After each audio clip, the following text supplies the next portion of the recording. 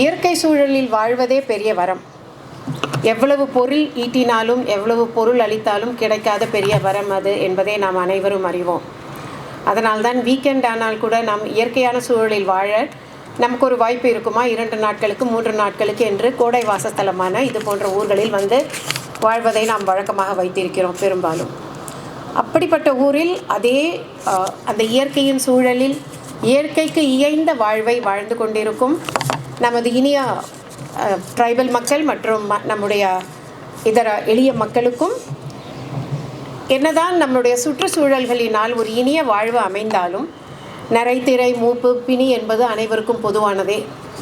அதனால் அதன் இயல்புகள் வேணால் மாறலாம், ஆனால் விஞ்ஞான ரீதியாக அதனை அணுகுமுறை என்பது பிற மக்களுக்கும் கிடைத்து வரும் நிலையில் அனைவருக்கும் அவ்வாறான பயன்பாடுகள் கிடைக்க வேண்டும் என்று சித்த மருத்துவத்துறையின் நடமாடும் மருத்துவமனையை இவ்வாறு எளிய மக்களுக்கும் கொண்டு வந்து மருத்துவத்தை சேர்த்திட வேண்டும் என்ற நோக்குடன் மாண்புமிகு தமிழக முதலமைச்சர் அவர்களின் உத்தரவின்படி மாண்புமிகு மருத்துவ மற்றும் மக்கள் நல்வாழ்வுத்துறை அமைச்சர் அவர்கள் இன்று உங்களிடையே துவங்கி வைக்க வந்துள்ளார்கள்.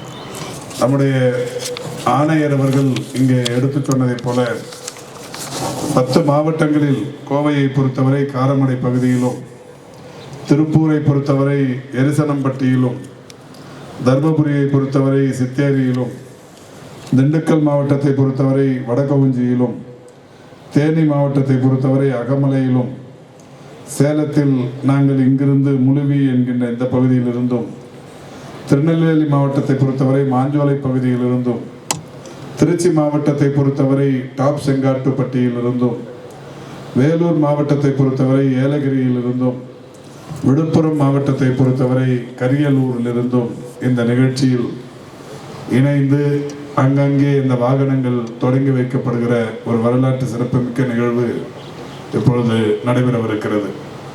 மருத்துவம் மற்றும் மக்கள் நல்வாழ்வுத்துறையினுடைய பல்வேறு உன்னத திட்டங்களினுடைய வரிசையில் பழங்குடியினருக்கான நடமாடும் சித்த மருத்துவ குழு வாகனத்தினை மாண்புமிகு மருத்துவ மற்றும் மக்கள் நல்வாழ்வுத்துறை அமைச்சர் அவர்கள் தொடங்கி வைக்கும் விதமாக காணொலியின் வாயிலாக தற்பொழுது கொடியசைத்து இந்த நிகழ்வினை தொடங்கி வைக்குமாறு அன்போடு கேட்டுக்கொள்கிறோம்.